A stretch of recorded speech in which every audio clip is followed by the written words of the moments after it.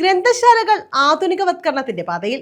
July 31-ന് Karunagappally taluk സമ്പൂർണ്ണ digital library താലൂക്കായി പ്രഖ്യാപിക്കും. ഇതിനു മുന്നോടിയായി ലൈബ്രറിമാർക്ക് പരിശീലനം നൽകി. ലൈബ്രറിമാർക്ക് പുതിയൊരു അനുഭവമാണ്. പുതിയ പുതിയ കണ്ടുപിടുത്തങ്ങളൊക്കെ ഞങ്ങൾക്ക് നല്ല രീതിയിൽ മനസ്സിലാക്കാൻ പറ്റുന്നുണ്ട്. കാലഘട്ടത്തിന്റെ മാറ്റം ഉൾക്കൊണ്ട് ഗ്രന്ഥശാലകൾ ആധുനികവൽക്കരണത്തിന്റെ പാതയിലേക്ക് കടക്കുന്നു.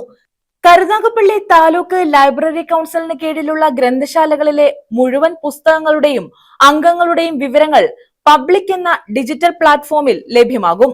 ആധുനിക സാങ്കേതിക വിദ്യകൾ ഗ്രന്ഥശാല പ്രവർത്തനത്തിന് ഉപയുക്തമാക്കി യുവതയെയും വിദ്യാർത്ഥികളെയും ഗ്രന്ഥശാലയിലേക്ക് അടുപ്പിക്കുകയും അവരുടെ അറിവിടങ്ങളാക്കി ഗ്രന്ഥശാലകളെ മാറ്റുകയും ചെയ്യുകയാണ് സമ്പൂർണ്ണ ഡിജിറ്റലൈസേഷൻ വഴി ലക്ഷ്യമിടുന്നത്.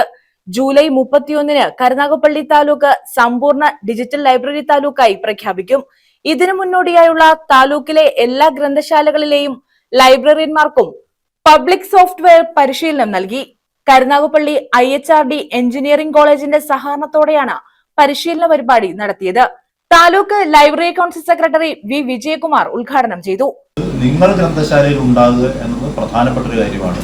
ഇപ്പോൾ നടക്കാൻ പോകുന്ന ഗ്രഡേഷനിൽ നിങ്ങൾ എങ്ങനെയാണ് നിങ്ങളുടെ ലൈബ്രറികളുടെ മാർക്ക് നിങ്ങളിലേക്ക് എങ്ങനെയാണ് എത്തുന്നത് എന്നുള്ളത് ഇപ്പൊ നമ്മളൊക്കെ തമ്മിൽ ഞാൻ പറയും ഇനി വർത്തമാനം പറയും, തുടർച്ചയായിട്ട് വർത്തമാനം പറയുന്നുണ്ട്. ആ വർത്തമാനത്തിനിടയിൽ നമുക്ക് പരസ്പരം ബോധ്യം. എന്തായാലും വൈകുന്നേരം ഇവിടെ നിന്ന് ഇറങ്ങുമ്പോൾ ഈ ഗ്രഡേഷന്റെ അപ്ഡേഷന്റെ കാര്യത്തിൽ ഒന്ന് നിങ്ങളുടെ ലൈബ്രറിയിലെ പുസ്തകങ്ങളുടെ അപ്ലോഡിങ്ങുമായി ബന്ധപ്പെട്ട്, 3 നിങ്ങളുടെ ലൈബ്രറിയെ പരമാവധി അറിയുവാനുള്ള ഒരു തുടക്കമാണിത്.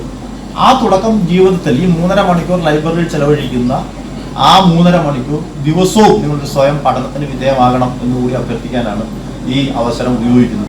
ജില്ലാ എക്സിക്യൂട്ടീവ് അംഗം VP ജയപ്രകാശ് മേനോൻ അധ്യക്ഷത വഹിച്ചു.